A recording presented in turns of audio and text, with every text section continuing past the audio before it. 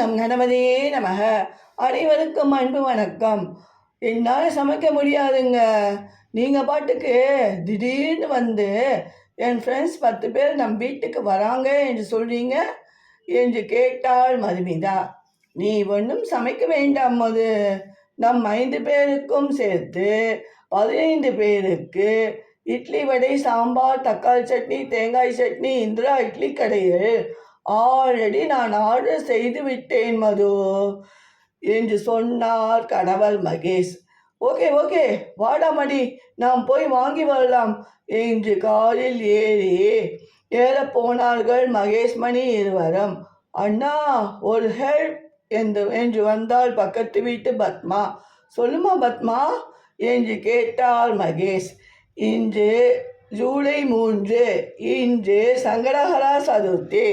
எங்கள் அபிராமி அம்மா மாலை சிறப்பாக பூஜை வச்சிருக்காங்க என்று சொன்னாள் பத்மா.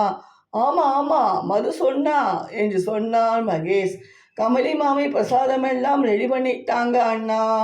இப்போ வரேன் என்று சொன்ன ஆட்டோக்காரன் வரலையாம். அதான் நீங்கள் போய் வாங்கி வர முடியுமா அண்ணா என்று கேட்டாள் பத்மா. அதற்கென்ன பத்மா, நானே போய் வாங்கி வரேன்மா என்று சென்றனர் மகேஷ் மணி இருவரும். என்னங்க ஆண்டி, இட்லி சட்னி சாம்பார் எல்லாம் பாத்திரத்தோடு தரீங்களே, தனியாக பொட்டலம் கட்டி பிளாஸ்டிக் கவரில் சூடாக சாம்பார் சட்னி போட்டு தந்தால் ஒவ்வொருவருக்கும் தனித்தனியாக எடுத்து தர ஈஸியாக இருக்கும்ல என்று கேட்டான் மகேஷ். இன்று ஜூலை 3 சர்வதேச பிளாஸ்டிக் பை இல்லாத தினம். சூடான சாம்பார் பிளாஸ்டிக் கவரில் படும்போது அதிலுள்ள நச்சு ரசாயனங்கள் நம் உடலில் சென்று நாளடைவில் செரிமான கோளாறுகள், புற்றுநோய் முதலியவற்றை ஏற்படுத்தும் மகேஷ் என்று சொன்னார் இந்திரா ஆண்டி. ஓஹோ அப்படிங்களா ஆண்டி என்று சொன்னான் மகேஷ்.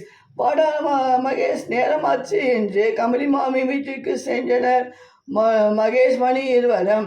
சர்க்கரை பொங்கல், புளியோதரை, சுண்டல், பூர்ண கொழுக்கட்டை வாங்கி வந்தனர். தேங்க்ஸ் அண்ணா என்று சொன்னாள் பத்மா. மகேஷ் ஃப்ரெண்ட்ஸ் 10 பேரும் டிஃபனும் சூப்பர், பிள்ளையார் பிரசாதமும் சூப்பர் மகேஷ் என்று சொன்னார்கள். நன்றி, வணக்கம்.